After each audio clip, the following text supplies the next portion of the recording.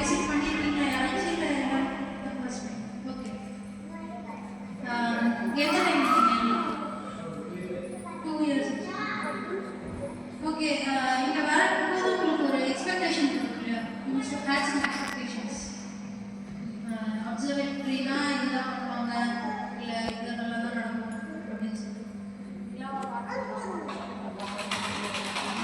பார்க்கலாம் நினச்சிட்டு பார்க்கலாம்.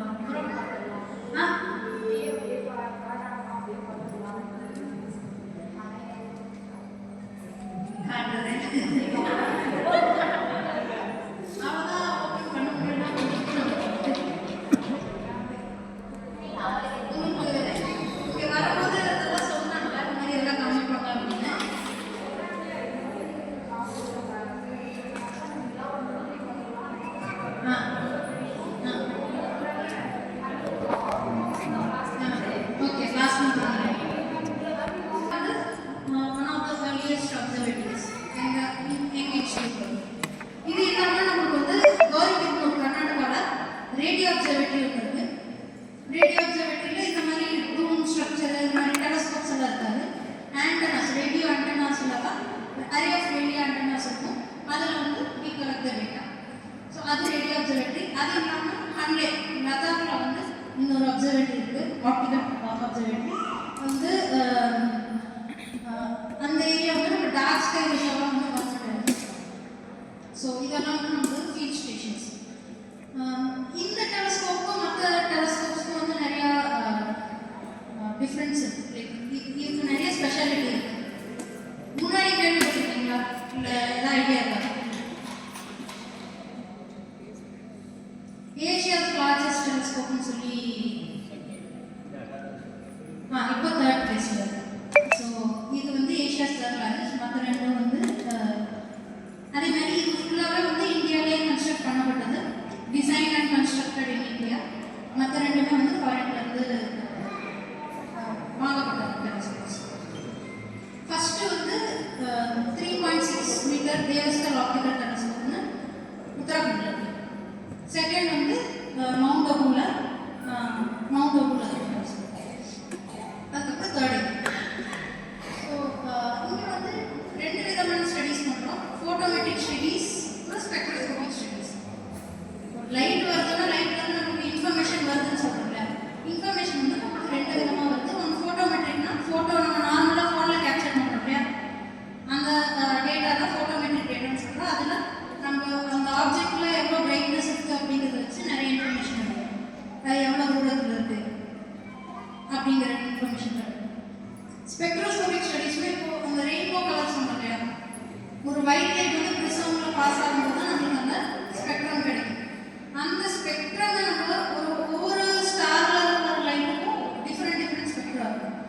அதை நம்ம ஸ்டடி பண்ணும்போது நமக்கு என்னென்ன டீட்டெயில்ஸ் கிடைக்குதுன்னா, அது எவ்வளோ ஸ்பீடில் ரொட்டேட் ஆகுது, நம்மளை நோக்கி வருதா, இல்லை நம்மளை விட்டு தூரமாக போகுதா, எவ்வளோ ஸ்பீடில் தூரமாக போகுது, அதே மாதிரி அதில் என்ன கெமிக்கல் கம்போசிஷன் இருக்குது, அதே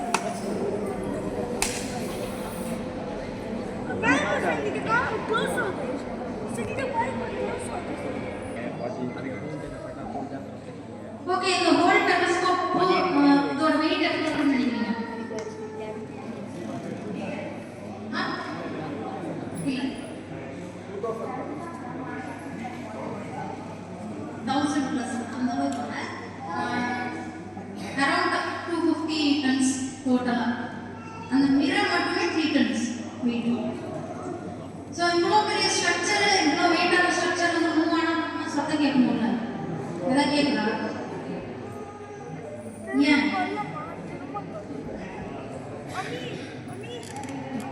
கரெக்டாக ரெடி பண்ணியிருக்கோம். ஸோ அப்போவே வந்து நமக்கு எந்த அளவுக்கு டெக்னாலஜிக்கல் டெவலப்மெண்ட் இருக்குன்னு வந்து நீங்கள் பார்க்கலாம்.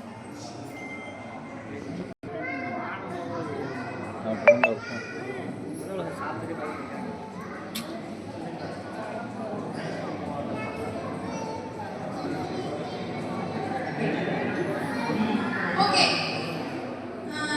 நீங்க இங்க வரும்போது யோசிச்சீங்களா, ஏன் வந்து இவ்வளோ ரிமோட்டான ஏரியாவில் காட்டுக்குள்ள வந்து ஒரு அப்சர்வேட்டரி கட்டணும், ஈஸியாக ஆக்சஸ் பண்ணுற மாதிரி ஒரு இடத்துல கட்டியிருக்கலாம்?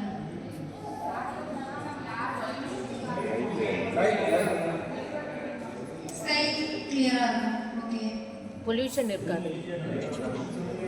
சரி,